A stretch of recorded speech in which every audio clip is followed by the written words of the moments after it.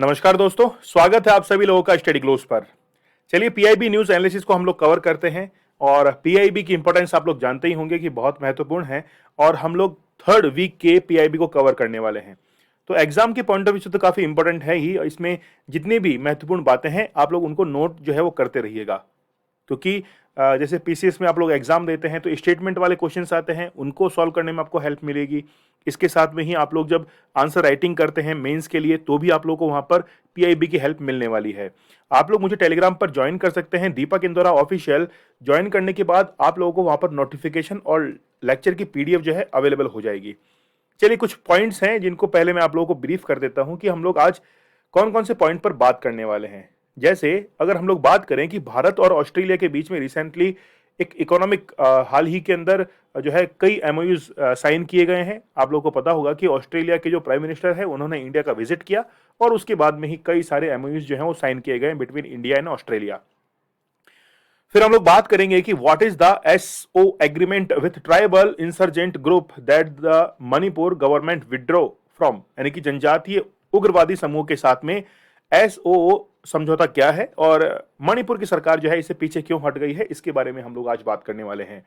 फिर हम लोग बात करेंगे कि विधेयक अधिसूचित होने के 2 साल के बाद भी महिलाओं के लिए विवाह की न्यूनतम आयु 21 वर्ष जो है वो करना अभी तक क्यों नहीं हुआ है। मतलब सेंटर ने आज से 2 साल पहले ही अनाउंस कर दिया था कि जितनी भी महिलाएं हैं उनकी शादी की उम्र जो है वो 18 वर्ष से बढ़ाकर न्यूनतम आयु मिनिमम जो एज है उसको 21 साल कर देंगे, लेकिन अभी तक उसको इंप्लीमेंट नहीं किया गया है। फिर हम लोग बात करेंगे टू बिग टू फेल की कि आखिरकार क्या है, क्या भारतीय बैंकों को सुरक्षित ये जो चीज है वो बनाती है, जो कि रिसेंटली आप लोग को पता होगा कि सिलिकॉन वैली जो बैंक है वो पूरी तरीके से डूब चुका है, खत्म हो चुका है वो, और उसका इंपैक्ट जो है वो इंडियन इकोनॉमिक जितना भी ट्रेड्स है उसके ऊपर पड़ा है, एक्सपोर्ट इंपोर्ट के ऊपर पड़ा है, खासकर स्टार्टअप्स के ऊपर उसका इफेक्ट पड़ा है। फिर हम लोग बात करेंगे कि what is India's stand on same sex marriage, recently supreme court का एक जजमेंट भी इसके ऊपर आया है, तो तमाम हम लोग इसके बारे में बात करने वाले हैं। चलिए सबसे पहले इंडिया और ऑस्ट्रेलिया के संबंधों के बारे में देखते हैं, क्या इश्यूज है रिसेंटली, हम लोग आज जिक्र इसका क्यों कर रहे हैं।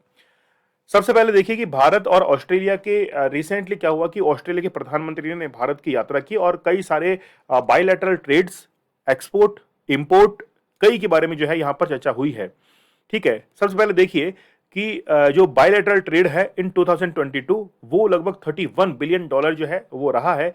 इससे अधिक भारत का निर्यात रहा है 10 बिलियन डॉलर से अधिक, और आयात जो है वो 17। देखिए यहां पर भारत जो है वो एक्सपोर्ट करता है कितना, 10 बिलियन डॉलर, और फिर इंपोर्ट कितना करता है, 17 बिलियन। तो हम लोग कह सकते हैं कि 7 बिलियन डॉलर का यहां पर क्या है, एक डेफिसिट जो है वो हम लोग यहां पर काउंट कर सकते हैं।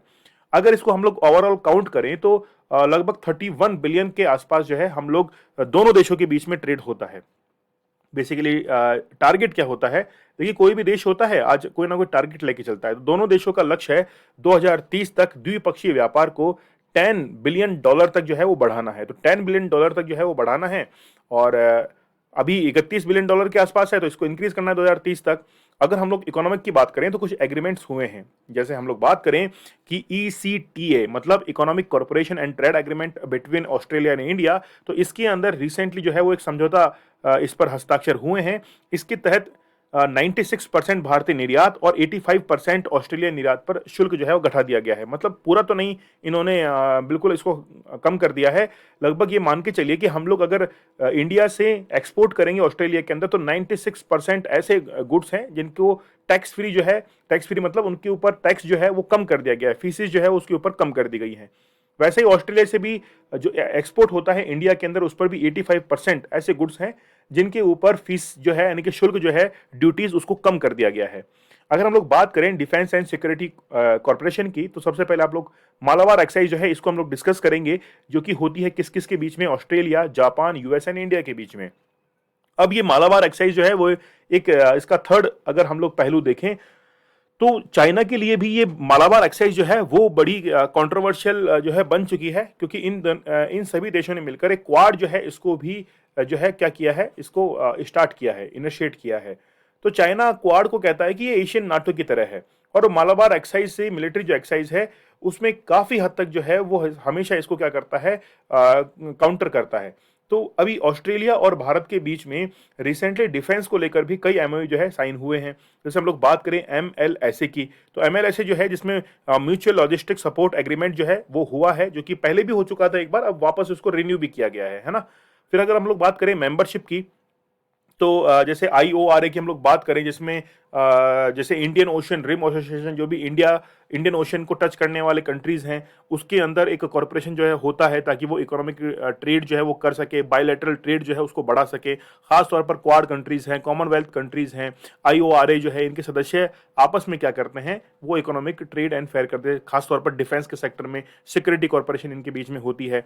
अगर हम लोग बात करें इंडो पैसिफिक कॉर्पोरेशन की, तो ये तो बहुत ज़्यादा ज़रूरी है, क्योंकि इंडो और पैसिफिक दो ओशन जो हैं इनको टच करने वाले देश, और खास तौर पर हम लोग बात कर रहे हैं यूएसए की, जापान की, इंडिया की, ऑस्ट्रेलिया की, ये चारों देश जो है उनके अंदर जब से मालाबार एक्साइज स्टार्ट हुई है तब से लेकर अब जो है वो ट्रेड जो है वो भी काफी हद तक बढ़ चुका है। कुछ पहलू जरूर देखे गए हैं जिसके अंदर ऑस्ट्रेलिया फ्रांस के बीच में काफी ज्यादा डील जो है वो कैंसिल हुई है।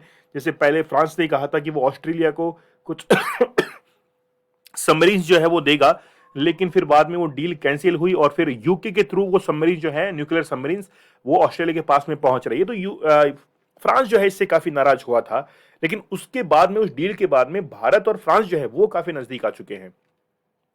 फिर हम लोग बात करें स्किल के, तो स्किल जो है उसको आपस में चेंज करने के, एक्सचेंज करने के लिए जो है एमओयू इस पर साइन हुआ है कि हम लोग जो है जितनी भी टेक्नोलॉजी है उसको ट्रांसफर करेंगे, आपके जितने भी नए स्टूडेंट्स हैं उनको वहां पर स्किल किया जाएगा। तो बहुत सारे ऐसे एग्रीमेंट जो हैं वो ऑस्ट्रेलिया और इंडिया के बीच में हुए हैं। खासतौर पर रिसर्च स्कॉलर्स जो होते हैं, जो पीएचडी वगैरह करते हैं, एमएस वगैरह करते हैं, मास्टर इन साइंस वगैरह करते हैं, उनको वहां पर ऑस्ट्रेलिया के अंदर काफी स्कोप जो है वो प्रोवाइड करवाया गया है। ठीक है। फिर अगर हम लोग बात करें कि एक डेक्कन यूनिवर्सिटी है ऑस्ट्रेलिया के अंदर और वेलोंगोंग विश्वविद्यालय है, तो भारत में विदेशी विश्वविद्यालय परिसर खोलने की योजना भी जो है वो भारत के अंदर बन रही है। जैसे आप लोगों को पता होगा कि कई फॉरेन जो यूनिवर्सिटीज हैं उनके कैंपस जो है वो आप लोगों को डीयू के अंदर मिल जाएंगे, दिल्ली यूनिवर्सिटी के अंदर मिल जाएंगे। वैसे ही ऑस्ट्रेलिया की कुछ यूनिवर्सिटीज जो है उनके भी कुछ रीजनल ऑफिस जो हैं वो यहाँ पर खोलने के लिए एमओयू साइन हुआ है कि भाई मान लीजिए किसी को वहां पर एजुकेशन लेनी है ऑस्ट्रेलिया के अंदर, वो सीधे यहाँ पे कॉन्टेक्ट कर सकता है। अगर हम लोग बात करें डायस्पोरा की, तो ऑस्ट्रेलिया के अंदर लगभग 10 लाख से अधिक लोग जो है वहां पर रहते हैं और उनको ऑस्ट्रेलियन सिटीजनशिप भी जो है वो प्राप्त है। खासतौर पर कल्चरल एक्टिविटीज जो है वो ऑस्ट्रेलिया और इंडिया के बीच में होती है, और अभी रिसेंटली जब ऑस्ट्रेलिया के प्रधानमंत्री आए हैं इंडिया के अंदर तब भी कई सारी कल्चरल एक्टिविटीज जो है वो हुई है। ठीक है। तो ऑस्ट्रेलिया में भारत की कल्चरल एक्टिविटीज और भारत के अंदर ऑस्ट्रेलिया की कई सारी कल्चरल एक्टिविटीज जो है वो करवाई जाती है। ठीक है। अब वैल्यूज शेयर होती हैं, क्योंकि हम लोग अगर टेक्नोलॉजी ट्रांसफर करेंगे, हम लोग अगर इकोनॉमिक अफेयर्स जो है उसको इंक्रीज करेंगे, तो ये मान के चलिए कि वैल्यूज भी जो है वो कई सारी इंक्रीज होती है। जैसे हम लोग बात करें कि डेमोक्रेसी जो है उसको थोड़ा सा और पुश मिलता है। अगर हम लोग बात करें कि मल्टी कल्चरल डेमोक्रेसी जो है उसको बहुत जो है आगे बढ़ती है, उस चीज़ को लेकर मजबूत बनती है।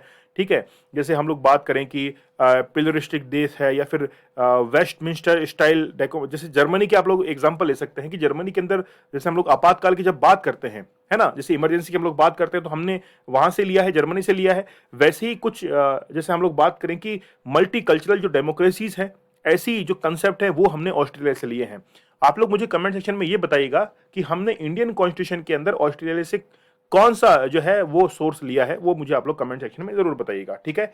चलिए, अगर हम लोग क्लाइमेट चेंज को देखा तो ऑस्ट्रेलिया ने भारत 2014 के साथ में, नहीं कि भारत के साथ में 2014 में यूरेनियम आपूर्ति समझौते पर हस्ताक्षर किए थे। मतलब हम लोग जो है वो न्यूक्लियर फ्यूल कहाँ से लेते हैं, ऑस्ट्रेलिया से लेते हैं, इंपोर्ट करते हैं वहां से।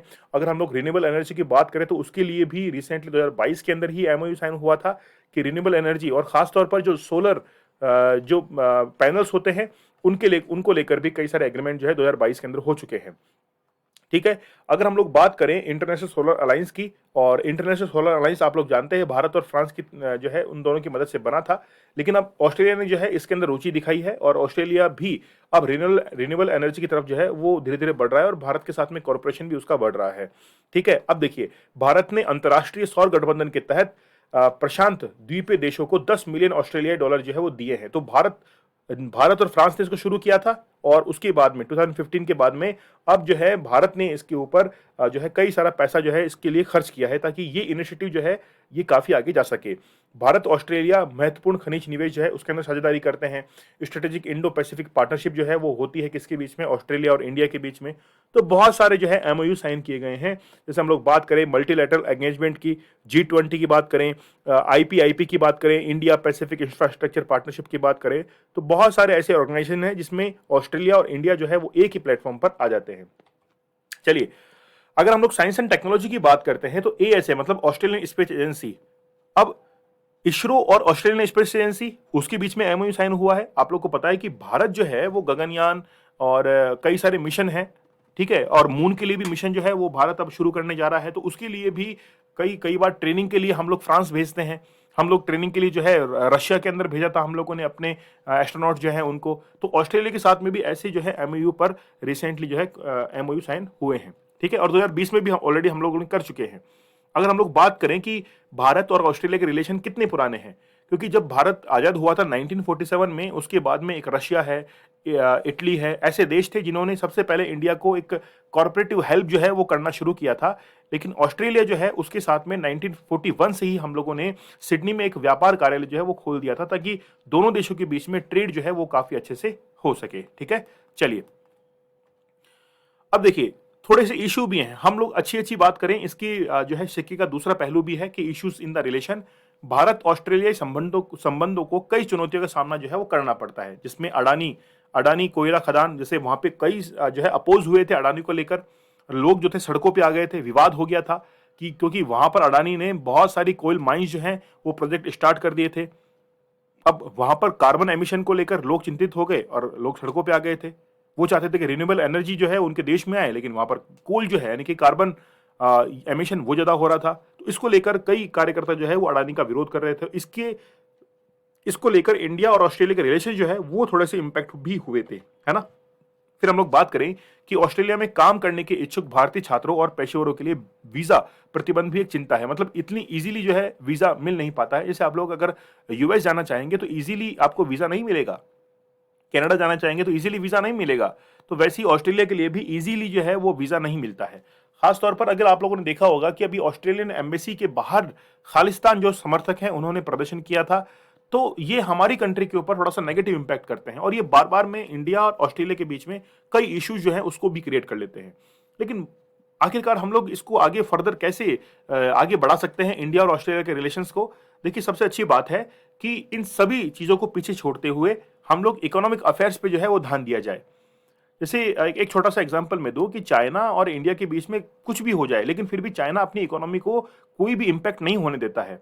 वैसे ही इंडिया और ऑस्ट्रेलिया के बीच में जितना भी ट्रेड होता है वो इन छोटे मोटे जितने भी ये जो कोई घटनाक्रम होता है इससे कोई भी इंपैक्ट जो है वो नहीं होना चाहिए, ठीक है। चलिए आगे हम लोग बात करें कि एक SOO यानी कि एग्रीमेंट हुआ है, लेकिन ये समझौता क्या है इसके बारे में बात करेंगे और मणिपुर सरकार जो है वो इससे क्यों पीछे हट गई है, ठीक है। चलिए बात करते हैं इसके बारे में और हो सकता है कि आप लोगों को मेंस में थोड़ा आंसर राइटिंग के लिए टॉपिक जो है वो मिल जाए।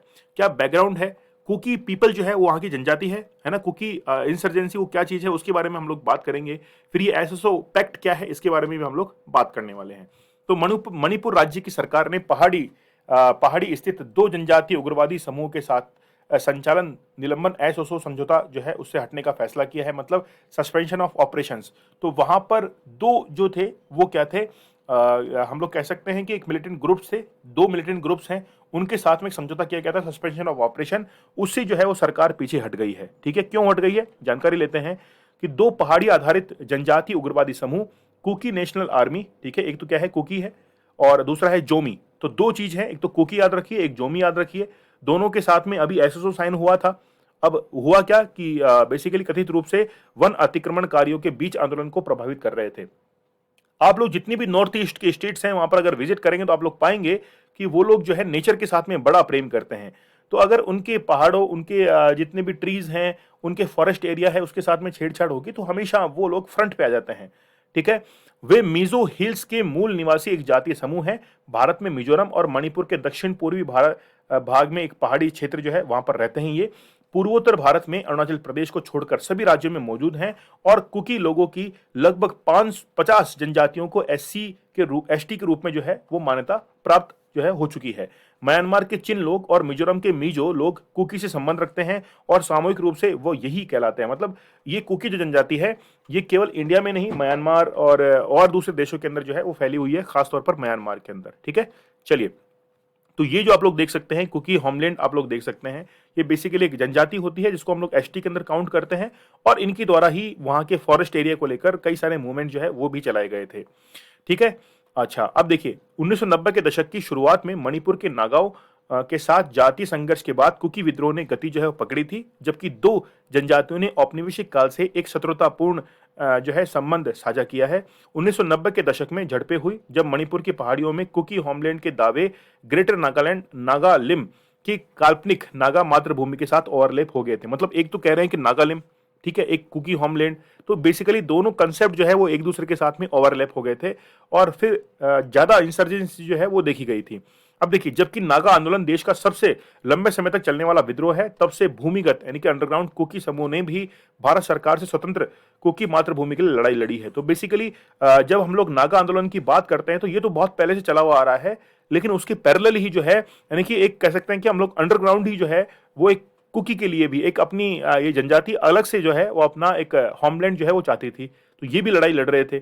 मणिपुर में लगभग 30 कुकी विद्रोह समूह हैं, जिनमें से 25 भारत सरकार और राज्य के साथ त्रिपक्षीय संचालन निलंबन एसएसओ के तहत हैं।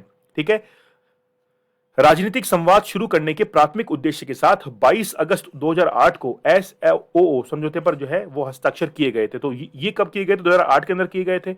और ये समझौता बेसिकली था क्या, वो आप लोगों को समझने की जरूरत है। देखिए, इसके तहत राज्य और केंद्रीय बलों सहित सुरक्षा बलों को न तो कोई अभियान शुरू करना है और न ही कोई भूमिगत समूह वो यहां पर शुरू कर सकते हैं। मतलब जितने भी आर्म फोर्सेस हैं वो इनके फॉरेस्ट एरिया से, इनके रेजिडेंशियल एरिया से दूर रहे, इसके लिए ये ट्रीटी जो है 2008 में क्या की गई थी, साइन की गई थी। ठीक है, कि भाई उन्होंने कहा था कि दूर रहेंगे, लेकिन अब सरकार जो है वो इससे पीछे हट रही कि नहीं, अब वो एमओयू जो है हम लोग नहीं मानेंगे, हम जैसे जो आर्म फोर्सेस है वो भी वहां पे तैनात कर सकते हैं। तो जितने भी एमओयू साइन हुए थे तो भारत के संविधान, भूमि के कानूनों और मणिपुर की क्षेत्रीय अखंडता का पालन करेंगे। उन्हें सभी प्रकार के अत्याचार, जबरन वसूली आदि से मना किया जाता है। कुकी, देखिए इंपैक्ट क्या होगा इसका। कुकी संगठन जो शुरू में एक अलग कुकी राज्य की मांग कर रहे थे, अब एक कुकी लैंड क्षेत्रीय परिषद में आ गए हैं, जिसके पास मणिपुर विधानसभा और सरकार से स्वतंत्र वित्तीय और प्रशासनिक शक्तियां होंगी। ठीक है, पुनर्वास पैकेज के रूप में यानी कि रिहेबिलिटेशन पैकेज के रूप में नामित शिविरों में रहने वाले यूजी कैडरों को 5,000 रुपए मासिक जो है वजीफा दिया जाता है। नामित शिविरों को बनाए रखने के लिए वित्तीय सहायता भी जो है वो प्रदान की जा रही है। ठीक है, मतलब इनको जो है हेल्प की जा रही है। बस ये है कि अब आगे होगा क्या। देखिए, ये जो एसडब्ल्यू एग्रीमेंट है, इस समझौते के निरसन ने अब यानी कि इसको समाप्त कर दिया गया है। अब इस मुद्दे को जल्द से जल्द हल करने की सरकार जो है मंशा पर सवाल खड़े किए जा रहे हैं।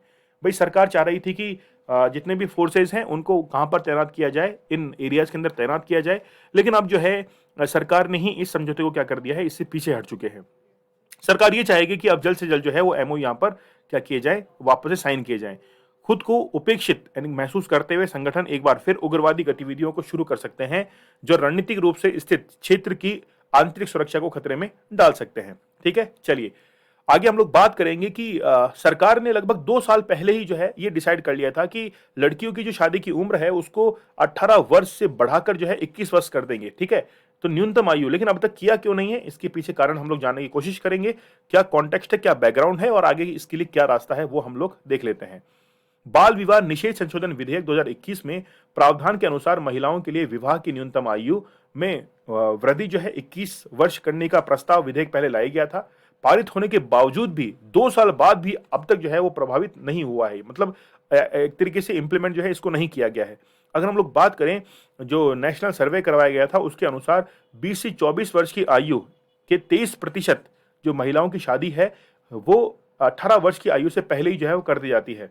मतलब यहाँ पर देख सकते हैं कि 20 से 24 वर्ष की आयु की 23% महिलाओं की शादी, ठीक है, 18 वर्ष की आयु से पहले ही कर दी जाती है। मतलब अगर इस एज ग्रुप की बात करें, इस एज ग्रुप के अंदर 23% महिलाएं ऐसी हैं जिनकी शादी 18 वर्ष की उम्र से पहले ही हो चुकी है। मतलब बचे कितने हैं, लगभग 75%। ठीक है, अच्छा इसमें देखिए, भारत में बाल विवाह निषेध अधिनियम 1929, आप लोग जानते हैं कि शारदा एक्ट के बारे में आप लोगों ने सुना होगा, शारदा एक्ट के बारे में आप लोगों ने सुना होगा। तो बेसिकली वहां पर यह डिक्लेयर किया गया था कि कानूनी उम्र है वो 14 वर्ष होनी चाहिए और जो किसके लिए? पुरुषों के लिए जो है 18 वर्ष होनी चाहिए। इसके माध्यम से बाल विवाह की प्रथा को पहली बार कानूनी रूप से प्रतिबंधित किया गया था। तो आप लोगों ने सुना होगा 1930 का 1929 का 9 का ये केस। इस अधिनियम में 1978 में संशोधन करके महिलाओं के लिए न्यूनतम आयु 18 वर्ष और पुरुषों के लिए 21 वर्ष कर दी गई थी। अब रिसेंटली क्या हुआ? रिसेंटली हुआ कि जो न्यूनतम आयु है महिलाओं की, उसको 21 वर्ष करने का प्रस्ताव जो है वो पारित किया गया। 2020 में ये प्रस्ताव पारित हुआ। सुश्री जो है जया जेटली की अध्यक्षता में एक समिति गठित की गई थी। उन्होंने रिकमेंड किया कि महिलाओं के लिए भी आयु 21 वर्ष होनी चाहिए, लेकिन फिर भी नहीं किया गया अभी तक भी। बाल विवाह निषेध संशोधन विधेयक यानी कि the prohibition of child marriage amendment bill 2021 की बात करें तो महिला और बाल विकास मंत्रालय द्वारा पेश किया गया और वर्तमान में संसदीय स्थायी समिति के पास यह विधेयक बाल विवाह निषेध अधिनियम 2006 में जो है संशोधन करता है। ठीक है। अच्छा, जो चाइल्ड मैरिज है उसको तो आप लोग छोड़ ही दीजिए, क्योंकि वो तो उसको तो रोकना जरूरी ही है, लेकिन फिर भी न्यूनतम आयु जो है वो 21 वर्ष करने के लिए ऑलरेडी जैसे हिंदू मैरिज एक्ट है उसके अंदर भी इसको डिक्लेयर किया गया है कि न्यूनतम आयु इतनी होनी चाहिए। लेकिन जब 21 वर्ष ऑलरेडी अनाउंस एक समिति ने रिकमेंड कर दिया था, विधेयक पारित हो चुका था, बिल इसके लिए पास हो चुका है, फिर भी नहीं कर रहे हैं। ठीक है, अब कारण क्या है वो जानने की हम लोग कोशिश कर लेते हैं। महिलाओं के लिए विवाह की आयु 21 वर्ष करना यह भी निर्दिष्ट करता है कि अधिनियम के प्रावधान किसी भी अन्य कानून प्रथा, ठीक है, को जो है क्या करता है वो ओवरराइड करता है। बाल विवाह को रद्द करने के लिए याचिका दायर करने की समय अवधि को बढ़ाकर 5 वर्ष जो है वो करना है। मतलब 18 के अंदर 5 जोड़ दीजिए तो 23 हो जाएगा। तो 23 वर्ष करने की जो है वो मुहिम यहां पर रखी गई थी, लेकिन फिर भी 21 वर्ष इसके अंदर माना गया है। अब देखिए, the prohibition of child marriage act 2006 की अगर बात करें तो एक व्यक्ति जो न्यूनतम आयु से पहले विवाहित है वयस्कता प्राप्त करने के 2 वर्ष के भीतर यानी कि 21 वर्ष की आयु विवाह को रद्द करने के लिए आवेदन कर सकता है। अगर वो चाहे तो उस विवाह को रद्द करने के लिए भी क्या कर सकता है, आवेदन कर सकता है। अब देखिए, object and reason of bill, भाई ये बिल लाने की जरूरत क्या थी? मातृ मृत्यु दर, मानी सुधार क्या करना है, इंप्रूव करना है। सबसे पहले मातृ मृत्यु दर है, ठीक है, मैटरनल मोर्टेलिटी रेट है, फिर इन्फेंट मोर्टेलिटी रेट है, इसको इंप्रूव करने की जरूरत है। ठीक है, शिशु मृत्यु दर जो है मतलब इसको कम करने की जरूरत है, यही सुधार होगा इसके अंदर। फिर अगर पोषण स्तर की बात करें, न्यूट्रिशन लेवल की बात करें, सेक्स रेशो की बात करें, और अगर हम लोग एजुकेशन की बात करें, प्रोफेशंस की बात करें, तो सब में जो है वो सुधार करने की जरूरत है। अब कुछ की इश्यूज हैं, देखिए सबसे पहले कि अलग अलग उम्र 18 और 21 वर्ष, क्योंकि लड़कियों की उम्र 18 वर्ष और फिर 21 वर्ष, ये अलग अलग क्यों हैं? इक्वल भी तो हो सकती है, दोनों की 21-21 वर्ष कर दीजिए। 18 से 21 वर्ष की आयु के बीच विवाह पर रोक अनुच्छेद 19, 21, ठीक है, का उल्लंघन करता है। ठीक है, 18 से 21 साल के बीच शादी करने वाला व्यक्ति भी शादी की को रद्द करने के लिए आवेदन कर सकता है। ठीक है, अब आगे के लिए रास्ता क्या है कि सबसे पहले तो 21 वर्ष की जो आयु डिक्लेयर है उसको जल्द से जल्द लागू किया जाए, और ये भी हो सकता है कि दोनों के लिए उम्र सीमा जो है वो 21-21 वर्ष दोनों के लिए एक जैसी कर दी जाए। तो संशोधन की अधिसूचना की तारीख से 2 साल नागरिकों को इस महत्वपूर्ण सुधार की तैयारी के लिए पर्याप्त समय प्रदान करेंगे। संशोधन की अधिसूचना के 1 वर्ष बाद से एक समय में विवाह की आयु में 1 वर्ष की वृद्धि करने वाला एक कतिपय कार्यक्रम जो है वो शुरू किया जाना चाहिए। चलिए आगे हम लोग बात करेंगे too big to fail bank क्या है और क्या भारतीय को सुरक्षित जो है बनाता है। टू बिग यानी बहुत बड़ा, टू फेल, ठीक है। चलिए बात करते हैं। अभी रिसेंटली आप लोग को मैं एक एग्जांपल बता दूं, सिलिकॉन वैली बैंक का, कैलिफोर्निया के अंदर स्थित है, और वो जो है अभी डूब गया है अमेरिका के अंदर। डूबा क्यों है? क्योंकि जितना भी उसने स्टार्टअप्स को लोन दिया था वो लोन रिकवर नहीं हो पा रहा था, और इसके कारण वो बैंक जो है वो कहीं ना कहीं डूबने की कगार पर पहुंच गया और पूरी तरीके से बंद हो गया। उसी कॉन्टेक्स्ट में हम लोग इस टॉपिक को समझने वाले हैं। देखिए, अमेरिका में हाल ही में बैंकिंग संकट ने यह सवाल खड़ा कर दिया कि स्टार्टअप और डिजिटलीकरण के युग में भारतीय बैंक कितने सुरक्षित है आखिरकार। ठीक है, तो यूएस में हालिया बैंक विफलताओं की, अभी हम लोग सिलिकॉन वैली की बात ही कर रहे थे, तो भारत के ऊपर, भारतीय जो इंडियन बैंकिंग सिस्टम है उसके ऊपर क्या इंपैक्ट इसका पड़ सकता है। ठीक है, इसको लेकर बहुत सारे एनालिसिस किए गए, और एक एनालिसिस जो है वो सामने निकल कर आया, जैसे खुद को बचाने के लिए घरेलू व्यवस्थित रूप से महत्वपूर्ण बैंकों यानी कि टू बिग टू फेल बैंकों की स्थापना जो है वो की जानी चाहिए। देखते हैं कि क्या है ये। ठीक है, एक बैंक जो अपनी विफलता की स्थिति में वित्तीय प्रणाली को काफी हद तक बाधित कर सकता है। ठीक है, 2010 में स्विट्जरलैंड स्थित वित्तीय स्थिरता बोर्ड यानी कि जिसको हम लोग बात करते हैं कि financial stability board recommended that the all member countries should put in place and framework to reduce risk attributable to systematically important financial institutions in their jurisdiction। तो जोखिम को कम करने के लिए बेसिकली एक jurisdiction जो है यानी कि अधिकार क्षेत्र जो है वो वहां पर डेवलप किया गया था। ठीक है, अगर हम लोग बात करें इंडिया के कॉन्टेक्स्ट में, तो आरबीआई के द्वारा 2014 में DSIB, ठीक है, तो रिसेंटली क्या किया गया, इसको फ्रेमवर्क जो है इसकी घोषणा की गई थी, ठीक है। और फिर आरबीआई ने एसबीआई, आईसीआईसी बैंक, एचडीएफसी को डीएसआईबी के रूप में वर्गीकृत किया है। इन बैंकों को अपनी परिचालन की सुरक्षा के लिए अतिरिक्त पूंजी और प्रावधान निर्धारित करने होते हैं, ठीक है। How are they selected? RBI 2 चरणों वाली प्रक्रिया का पालन करता है। सबसे पहले बैंकों का एक नमूना उनके प्रणालीगत महत्व के लिए मूल्यांकन किया जाना तय किया गया है। फिर जो है कि जो जीडीपी है, जीडीपी के 2% से अधिक आकार वाले बैंकों, जैसे बेजल 3 नॉर्म्स हैं, स्विट्जरलैंड के अंदर ये एक एमओयू साइन होता है बैंकों के लिए, इसके आधार पर जो है वो चयन किया जाएगा, ठीक है। और इसके बाद में डीएसआईबी की अगर हम लोग बात करें तो उनको प्रणालीगत महत्व स्कोर के आधार पर जो हम लोग कहते हैं कि सिस्टमेटिक इंपोर्टेंस स्कोर जो है वो देने की जरूरत है। बैसल जो एग्रीमेंट हुआ था, इसने बैंकिंग जो सुपरविजन है उस पर बैसल समिति के परामर्श से जीएसआईबी की एक सूची जो है उसकी भी पहचान की थी, भाई कौन कौन से बैंक जो है इसमें शामिल होने चाहिए। तो बैसल नॉर्म्स तो आप लोग जानते ही हैं कि सभी बैंक जो हैं इसको फॉलो करते हैं। बैसल नॉर्म्स को इंडिया भी जो है इसको फॉलो करता है, और इसकी अब तक जो है वो लगभग 4 एग्रीमेंट जो हैं वो आ चुके हैं। अब इसका सिग्निफिकेंस क्या है? किसी बड़े बैंक के कहीं भी विफल होने से दुनिया भर में एक उसका इफेक्ट जो है वो देखने को मिलता है। जैसे इंडिया में अभी इफेक्ट देखने को मिला सिलिकॉन वैली के बैंक का। तो बैंकिंग प्रणाली में विश्वास को नुकसान पहुंचता है। जैसे नुकसान पहुंचता है तो जितनी भी वित्तीय प्रणालियां हैं, फाइनेंशियल जो सिस्टम्स है, वो पूरा का पूरा जो है चरमरा जाता है, ठीक है। तो ये इसका एक सिग्निफिकेंट हम लोग देख सकते हैं। लेकिन क्या how is Indian banking unique? क्या भारत के जो बैंकिंग सिस्टम है वाकई में यूनिक है? लेकिन हम लोग एक एग्जांपल लेना चाहेंगे यस बैंक का। तो यस बैंक जो है वो आपको पता है कि बंद हुआ था। यस बैंक बंद हो चुका है। जब बैंकों को कठिनाइयों का सामना करना पड़ता है तो जितने भी हम लोग कहते हैं कि वो फेस करते हैं डिफिकल्टीज को, ठीक है। तो वो जैसे यस बैंक की हम लोग बात करें, और जब तक उसमें सरकार इंटरप्शन नहीं करती है, इंटरवेंशन नहीं करती है, तब तक वो बैंक जो है वो उभर नहीं सकता है, तो वो डूब ही जाता है। तो यस बैंक इसका एक अच्छा एग्जाम्पल है। अलग अलग बैलेंस शीट संरचनाएं यानी कि डिफरेंट बैलेंस शीट स्ट्रक्चर्स।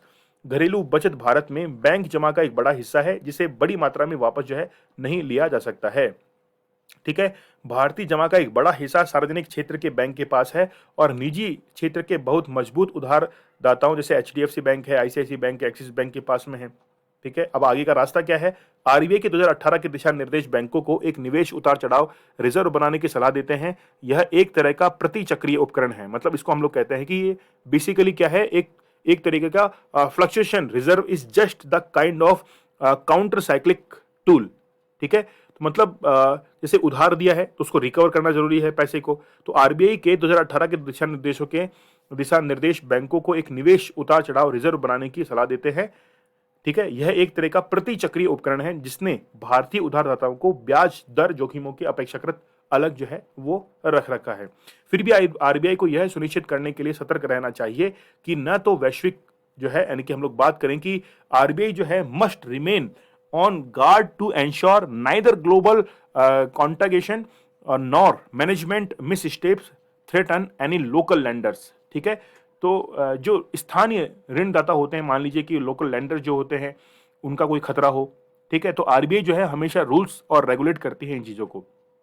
चलिए आगे हम लोग बात कर लेते हैं समलैंगिक विवाह पर भारत का क्या रुख है। रिसेंटली सुप्रीम कोर्ट का एक ऑर्डर आया कि क्या ये एलजीबीटी कम्युनिटी है आपस में, जैसे मैरिज वगैरह की बात यहाँ पे चलती आ रही है। आप लोग को मैं बता दूं ऑलरेडी कि एक सेक्शन जो है, सेक्शन कौन सा है, लॉर्ड मैकाले के टाइम का है 377, इसको रिमूव कर दिया गया था 2018 के अंदर ही। और उसके बाद में भारत को जो है समलैंगिक जो विवाह होते हैं उसको क्या कर दिया गया था, अप्रूवल जो है वो इंडिया के अंदर दे दी गई है।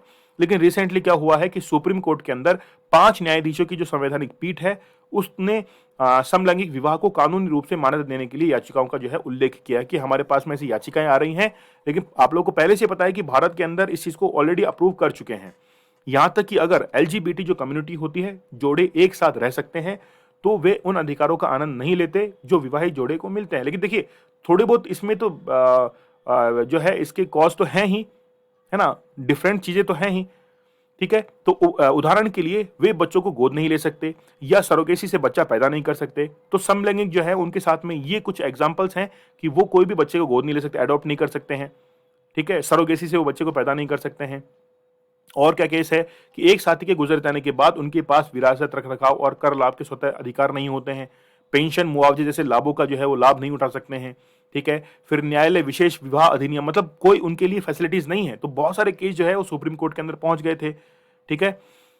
तो उनके ऊपर ही सुप्रीम कोर्ट ने सुनवाई करते हुए अब उनके लिए कुछ ना कुछ जो है डिसाइड किया है कि नवतेज सिंह जोहर मामले में धारा 377 को पढ़कर समलैंगिकता को अपराध की श्रेणी से बाहर कर दिया गया था। सुप्रीम कोर्ट ने कहा कि समुदाय जो है समान नागरिकता के लाभ और कानून के समान संरक्षण का हकदार है। भारतीय संविधान का अनुच्छेद 21 आर्टिकल नंबर 21 आप लोगों को पता है कि वो बात करता है राइट टू लाइफ और लिबर्टी की बात करता है। तो उसमें सभी जो लोग हैं चाहे वो समलैंगिक ही क्यों ना हो उनको भी जीने का अधिकार है, उनको भी सारी सुविधाएं जो है वो लेने का अधिकार है। तो के.एस. पुट्टुस्वामी 2017 के मामले में सुप्रीम कोर्ट ने फैसला सुनाया था कि निजता का मौलिक अधिकार जो है वो जीवन और स्वतंत्रता के लिए आंतरिक है। इस प्रकार अनुच्छेद 21 का वो अभिन्न अंग है। तो हम लोग ये कह सकते हैं कि जो समलैंगिकता है वो भी अनुच्छेद 21 का ही एक पार्ट जो है वो माना गया है। इन फैसलों के बाद उम्मीद थी कि समान जो लैंगिक विवाह है, समलैंगिक विवाह है, वो वैध हो जाएंगे, लेकिन ऐसा नहीं हुआ और कई जोड़ों को अदालत में जो है वो जाना पड़ा है। मतलब समलैंगिक जितने भी पेयर्स हैं उनको कोर्ट की शरण लेनी पड़ी है, क्योंकि जो फैसिलिटीज अदर पेयर को मिलती है वो उनको नहीं मिल रही है। ठीक है, इसलिए वो कहां चले गए? सुप्रीम कोर्ट के अंदर चले गए। अब इसमें केंद्र सरकार का क्या स्टैंड है, क्या चाहती है केंद्र सरकार? देखिए, समान सेक्स विवाह का विरोध किया और कहा कि न्यायिक हस्तक्षेप व्यक्तिगत कानूनों के नाजुक संतुलन के साथ पूर्ण विनाश का जो है कारण बनेगा। मतलब सेंटर का स्टैंड ये है कि वो सेंटर इसके पक्ष में नहीं है, लेकिन न्यायपालिका कहती है कि अगर दूसरे देशों ने मान्यता दे रखी है तो हम भी जो है वो मान्यता दे सकते हैं, हमें कोई प्रॉब्लम नहीं है। तो विवाह की यह परिभाषा सामाजिक, सांस्कृतिक, कानूनी रूप से विवाह की विषम संस्था यानी कि विपरीत लिंग के दो व्यक्तियों के बीच एक मिलन के विचार में शामिल है। मतलब सेंटर जो है वो इसके लिए थोड़ा सा कहीं ना कहीं अपोज इसको कर रहा है, क्योंकि जैसे मान लीजिए कि जहां तक बच्चों के जन्म की बात होती है तो बच्चे को जन्म जो है वो नहीं दे सकते हैं, सिंपल सी बात है। ना ही वो अडॉप्ट कर सकते हैं, ना ही सरोगेसी के तहत जो है बच्चे को गोद ले सकते हैं, कुछ भी नहीं कर सकते वो, है ना। तो अनुच्छेद 21 के तहत समान लिंग विवाह का दावा किया गया हो, लेकिन वैध राज्य हित सहित अनुमेय संवैधानिक यानी कि कॉन्स्टिट्यूशनली जो है वो इस चीज को अप्रूवल अभी तक नहीं दी गई है। ठीक है, चलिए, लेकिन आगे का रास्ता क्या है? देखिए, सबसे पहली बात तो यही है कि जो सेंटर है वो इस चीज के लिए सहमत नहीं है, लेकिन कहीं ना कहीं सुप्रीम कोर्ट ने इसके अंदर इंटरवेंशन किया कि हम लोग ऑलरेडी जो सेक्शन 377 है उसको हटा चुके हैं। भारत के अंदर ऐसी चीजें जो है अलाउ हो जानी चाहिए और केंद्र सरकार जो है वो इसके लिए कानून बनाए कि भाई और कौन कौन से कानून इसके लिए हो सकते हैं। तो आप लोग देख सकते हैं कि सेंटर जो है वो तो इसके लिए अपोज कर रहा है, लेकिन जुडिशरी जो है वो ऑलरेडी इसके बारे में डिक्लेयर कर चुकी है कि हमने सेक्शन 377 रिमूव कर दिया है। तो बहुत सारी चीजें जो है वो संभव है। अगर हम लोग बात करें कि जैसे जेंडर को लेकर हम लोग बात करें तो संवैधानिक अधिकारों के बारे में जागरूक करने की जो है समय की मांग है। मतलब सीधी सीधी बात है कि स्कूली जो सिस्टम है, एजुकेशनल जो सिस्टम है, उसको इसके अंदर एक इंक्लूड करने की जरूरत है, ताकि एक स्कूल से ही विद्यार्थी इस चीज के बारे में जानना शुरू कर दे कि कौन कौन से रूल्स एंड रेगुलेशंस हमारे इंडिया के अंदर है। ठीक है, चलिए, तो बहुत सारे जो है हम लोगों ने इसके बारे में देखे, जैसे ताइवान है, जापान है, सिंगापुर है, ऐसे बहुत सारे देश है जहां पर ये जो समलैंगिक विवाह है, सेम सेक्स जो मैरिज है, इसको अलाउ किया हुआ है और वहां पे बहुत सारे जो है अधिनियम भी इनके लिए बने हुए हैं। चलिए, तो आप लोग मुझे टेलीग्राम पर ज्वाइन कर सकते हैं। दीपक इंद्रा ऑफिशियल लेक्चर का नोटिफिकेशन आप लोग को अवेलेबल हो जाता है। स्टडी ग्लोस आप लोगों के लिए बहुत ही बेहतरीन कंटेंट लेकर आता है। नॉलेज इज पावर, ये हमारी टैगलाइन है। तो चलिए, चैनल को एक बार आप लोग जरूर सब्सक्राइब कर दीजिए। मिलते हैं हम लोग नेक्स्ट लेक्चर के अंदर, तब तक के लिए धन्यवाद, थैंक यू, जय हिंद।